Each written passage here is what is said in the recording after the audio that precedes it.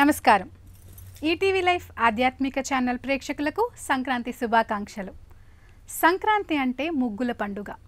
రంగుల ముగ్గులు, రమ్యమైన హేమంత కాంత సిగ్గులు కలబోసిన పండుగ.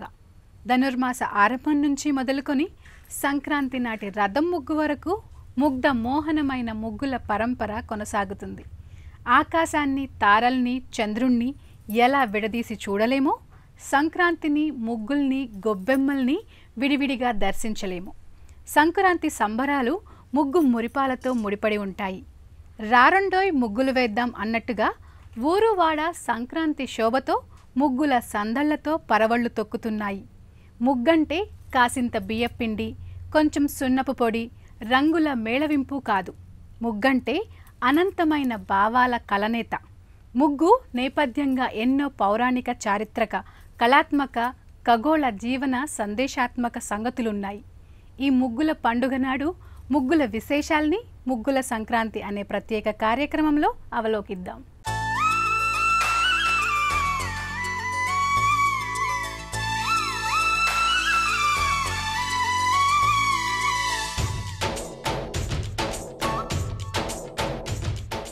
సంక్రాంతి పండుగకు వేసిన ముగ్గు మరింత మనోహరంగా గోచరమవుతుంది. ఇంటి ముందు గోమయంతో కళ్ళాపి చల్లి, వెన్నెల సొనలాంటి పిండితో ముగ్గు వేసి, ఆ ముంగుకు రంగులద్ది, ఆ ముగ్గు మధ్యలో గొబ్బెమ్మల్ని పెట్టి, వాటిని పుష్పాలు, కూరగాయలు, రేగుపళ్ళు, చెరకు ముక్కలతో అలంకరిస్తే ఇక అంతకు మించిన సౌందర్యం మరెక్కడైనా ఉంటుందా? ముగ్గంటే అంతే మరి. అలికిన ఇంట్లో ఒలికిన ముగ్గు అంటారు. ఎక్కడ ముగ్గు ఉంటుందో అక్కడ లక్ష్మీ కళ తాండవిస్తుంది అంటారు. అసలు ఆ ముగ్గు మురిపాలు చూడటానికి భోగినాడు సంక్రాంతి లక్ష్మి తరలి వస్తుంది. రంగవల్లిక అంటే అందమైన అభివ్యక్తికి నిదర్శనం. ఆకర్షణీయమైన కళకు ప్రతిఫలనం. ధనుర్మాసం నుంచి కనుమ వరకు సాగే ముగ్ధ మనోహరమైన ముగ్గుల రచనా విన్యాసం కనువిందు చేస్తుంది. కళాత్మక సొగసు, ముగ్గుతో ముడివడి ఉండే చుక్కలు మనసులో సందడి చేసే ఆశలు. ఆ చుక్కల్ని కలిపే గీతలు, ఆ గీతల్ని కలిపే లతలు, ఆ లతలపై విరబూసే పుష్పాలు, ఆ పుష్పాలపై దర్పంగా నిలిచే ఫలాలు, ఆ ఫలాలపై కనువిందు చేసే పక్షులు. ఇలా ఒకటేమిటి, ముగ్గంటే అంతులేని కళారవళి, ఆనంద సరళి, రకరకాల రంగుల హంగుల అనుభూతుల దొంతరలు. ముగ్గంటే ఎన్ని విన్యాసాలు, ఎంత శ్రమ, ఎంత కల్పన, ఇంకా ఇంకెంత కళాత్మకత, ఇంకెంత కళాపోషణ. ముగ్గుల ద్వారా మగువల మనోభావాలు ఆవిష్కారమవుతాయి. ముగ్గంటే మనసులు పలికే రాగాలు. ముగ్గంటే మది పలికే మౌనగీతాలు. ముగ్గంటే లిపిలేని కళా విన్యాసాలు. ముగ్గు జీవన దృశ్యాల్ని సాకారం చేస్తుంది. మనసులోని భావాల్ని, ఆలోచనల్ని వ్యక్తం చేయడానికి ఏర్పాటు చేసుకున్న సువిశాల యవనిక, అపురూప రంగవల్లిక. ధనుర్మాసం నుంచి ఆరంభమయ్యే నెల పట్టుట అనేది ముగ్గులకు సంబంధించిందే. ఈ ముగ్గుల సందడి భోగి, సంక్రాంతి, కనుమ నాటికి తారాస్థాయికి చేరుకుంటుంది.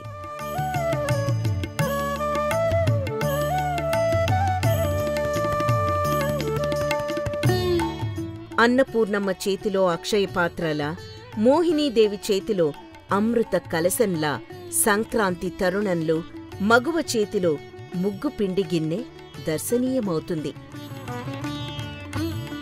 ఆ ముగ్గు నేపథ్యంగా ఉండే సరదాలు, సంభ్రమాలు, సందళ్ళు అన్నీ ఇన్ని కావు. ముగ్గంటే ముంగిట్లో వెలసిన నక్షత్రమాలిక. అది అనుభూతుల ఆనందడోలిక. ముగ్గులు పుడమి బుగ్గలపై విరిసి మెరిసే సిగ్గుల మొగ్గలు.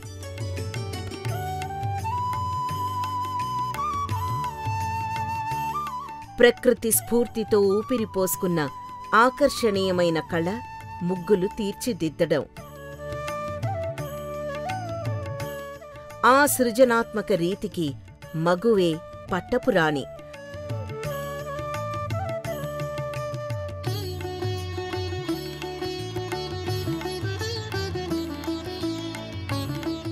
ముగ్గులోని చుక్కల్ని కలిపే గీతల్లా మనసుల్ని మనుషుల్ని ముగ్గు కలుపుతుంది.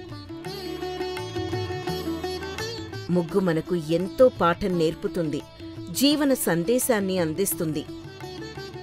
ముగ్గు వేయడానికి సంకల్పించిన ప్రదేశం మన అంతరంగం. ముగ్గుల్లో చుక్కలు మనలో తొంగి చూసే ఆశలు. ముగ్గు గీతలు భవిష్యత్తుకి సోపానాలు. ముగ్గులో ఉండే వృత్తాలు మన అవలోకనాలు. చతురస్రాలు మన ఆలోచనలు. మలుపులు మన మజిలీలు. ముగ్గుల్లో అలంకరించే వివిధ రంగులు మన అనుభూతుల్ని, జీవన సంతోష సంవేదనల్ని ఆవిష్కరిస్తాయి. ఇలా అన్ని అంశాల సమాహారం ముగ్గుగా ఆకృతి దాలుస్తుంది. ఇలా ముగ్గంటే కేవలం అలంకరణ కోసమే కాదు, ఆ ముగ్గు చుట్టూ ఎన్నో నమ్మకాలు, విశ్వాసాలు ముడివడి ఉన్నాయి. ఆధ్యాత్మిక కోణంలో ముగ్గుకు ఎంతో ప్రాధాన్యముంది. ముగ్గుల నేపథ్యానికి పురాణ ప్రశస్తి ఉంది. సంక్రాంతి నెలపట్టడంలో భాగంగా వేసే ముగ్గుల సంవిధానానికి నేపథ్యంగా ఓ గాథ పురాణపరంగా ప్రచారంలో ఉంది. ఘనమైన వారసత్వ సాంప్రదాయాల్ని, పురాణ విశేషాల్ని ముగ్గులు ఆవిష్కరిస్తాయి. బలిచక్రవర్తి యాగాన్ని నిర్వహిస్తూ గొప్ప దాతగా పేరు పొందాలనుకున్నాడు. తన దాతృత్వాన్ని చాటుకోవడానికి యాగానికి వచ్చిన వారికి లేదనకుండా ఎన్నో దానధర్మాలు చేయసాగాడు. విష్ణుమూర్తి వామనావతారంలో వచ్చి ఆ బలిచక్రవర్తిని 3 అడుగుల మేర నేల దానం ఇమ్మన్నాడు. బలి సరేనని అంగీకరించడంతో వామనుడు తన 2 పాదాలతో నేల నింగిని ఆక్రమించి త్రివిక్రమావతారాన్ని ధరించాడు. 3వ పాదాన్ని ఎత్తి బలి నెత్తిమీద పెట్టి అతణ్ణి పాతాళానికి అణగద్రొక్కేశాడు. సూర్యుడు మకర సంక్రమణం చెందే సంక్రాంతి నాడు తాను ప్రజల మధ్యకు వచ్చి కానుకలిచ్చుకునే భాగ్యాన్ని ప్రసాదించమని శ్రీహరిని బలి వేడుకున్నాడు. ధర్మానువర్తుడైన బలిచక్రవర్తి అభీష్టాన్ని విష్ణువు అంగీకరించాడు. అందుకే సంక్రాంతి సందళ్లలో భాగంగా ధనుర్మాసం నుంచి మొదలుకొని ప్రతి నిత్యం ఇంటి ముంగిట ముగ్గులు వేసే సంప్రదాయం మొదలైంది. అదృశ్య రూపకంగా బలి విచ్చేసి అందరికీ శుభ దీవెనల్ని అనుగ్రహిస్తాడని ప్రతీతి. చందనంబున గలయాపి చల్లినారు, మృగ్గులిడినారు కాశ్మీరమున ముదమున, వ్రాసినారిందు రజమున రంగవల్లి కంజముల దోరణంబులు గట్టినారు. ఓరుగల్లులో మాచల్దేవి ఇంటి ముందు చందనం కలిపిన నీళ్లలో కళ్ళాపి చల్లారు. ఇందురజంతో రంగవల్లికలు తీర్చిదిద్దారని వినుకొండ వల్లభరాయని క్రీడాభిరామం కావ్యం వర్ణించింది. సింధు నాగరికత కాలం నుంచి మన దేశంలో ముగ్గులున్నాయి అనడానికి అనేక ఆధారాలు లభించాయి. దాదాపు అన్ని పురాణాలు, ఇతిహాసాల్లో ముగ్గుల ప్రస్తావన కనిపిస్తుంది. దేవాలయాల్లో ప్రతినిత్యం అలిక్కి ముగ్గులు వేసేవారికి సకల సౌభాగ్యాలు చేకూరుతాయని దేవీ భాగవతం ప్రస్తావించింది. తులసి మొక్క దగ్గర, దీపారాధన చేసే దగ్గర ముగ్గు వేస్తే ఆ ఇంట సానుకూల శక్తులు పెంపొందుతాయని విష్ణుపురాణం అభివర్ణించింది. జాగింగ్కు, యోగాకు తీరికలేని సగటు గృహిణికి ముగ్గు మంచి వ్యాయామం. వెన్నెముకకు, మోకాళ్లకు ఆరోగ్యం. చుక్కల లెక్కలు బుర్రకు పదును పెడతాయి. ఆహ్లాదమైన సృజనాత్మక శ్రమ ముగ్గు చిత్రించడం. ముగ్గు వ్యక్తిత్వ వికాస పాఠం కూడా. ఇంటి ముంగిట లోగిలి శుభ్రం చేయాలి, నీళ్లు చల్లాలి, చుక్కలు పెట్టి చక్కగా ముగ్గులు వేయాలి. ఈ సంక్రాంతి పండుగ రోజుల్లోనైతే ముగ్గులకు ప్రత్యేకంగా రంగులు అద్దాలి, గొబ్బెమ్మలు పెట్టాలి. వాటిపై బంతి పువ్వులు, రేగిపండ్లు, చెరకు ముక్కలు అలంకరించాలి. జీవితం కూడా ఓ అందమైన ముగ్గు వంటిదే. జీవితం ఒద్దికగా సాగాలంటే శ్రమించాలి. అందమైన రంగవల్లిక వంటి జీవితం మనకు దక్కాలి అంటే ఎంతో శారీరక, మానసిక శ్రమకు గురి కావాలి.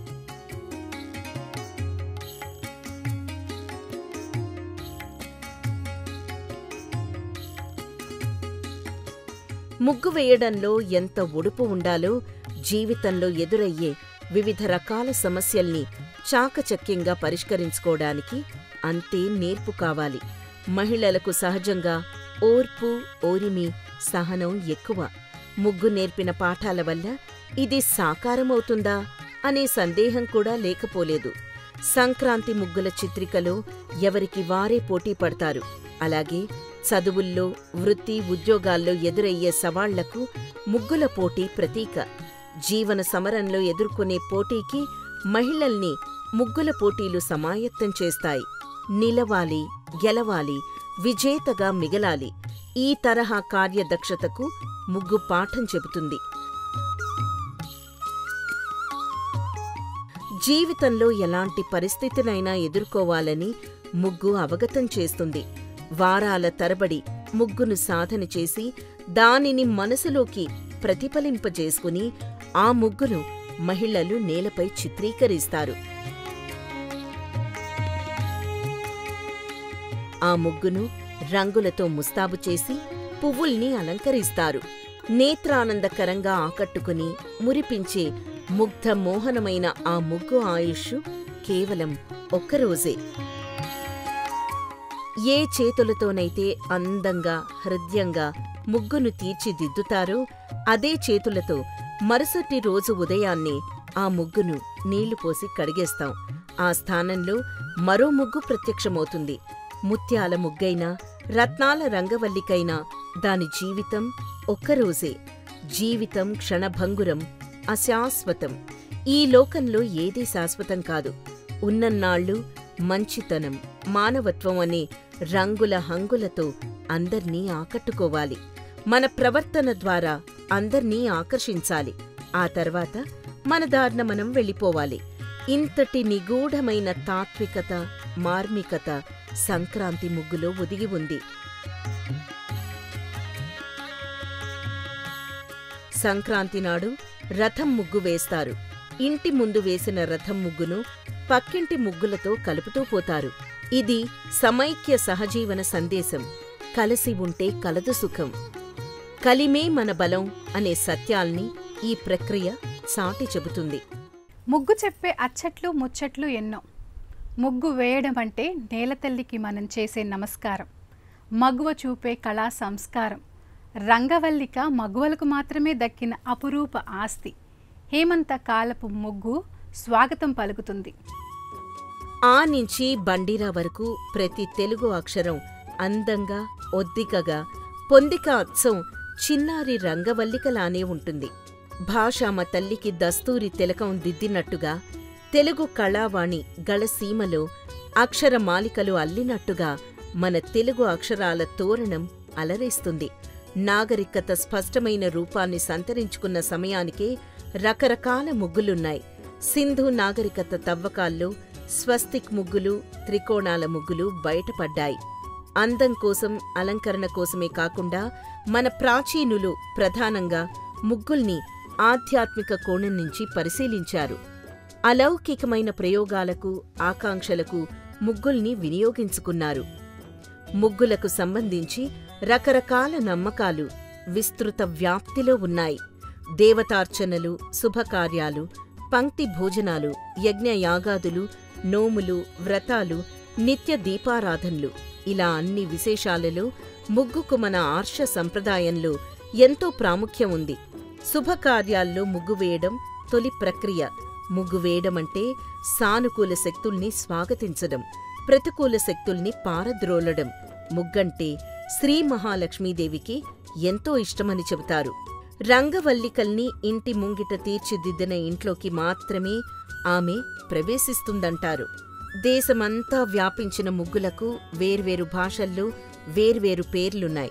తమిళంలో కోలం, కన్నడంలో రంగవల్లి, మలయాళంలో పూవిడల్, బెంగాలీలో అల్పొనా, ఒడిస్సీలో చిత్తా, ఉత్తరప్రదేశ్లో సోనా, గుజరాత్లో సథియా, ఛత్తీస్గఢ్లో చాలోక్, రాజస్థాన్లో మండన, మహారాష్ట్రలో రంగోలి. ఇలా ముగ్గుకి వివిధ భాషల్లో పేర్లున్నాయి. తెలుగింటి అమ్మాయి నేలమీద వేసిన ముగ్గుల్ని చూసి ఆకాశంలో నక్షత్రాలు తత్తరపడ్డాయని ఓ కవి చమత్కరించారు. ఆకాశం నుంచి కొన్ని చుక్కలు రాలి నేలమీద పువ్వుల్లా పడ్డాయని కవి భావన. చుక్కల ముగ్గులనేవి దక్షిణ భారతదేశానికే ప్రత్యేకమైనవి. వరుసలు వదులుతూ, వరుసలు కలుపుతూ, గీతల నుడికారాలతో సాగే చిత్రకళా విన్యాసాలతో ముగ్గులు అలరింపచేస్తాయి.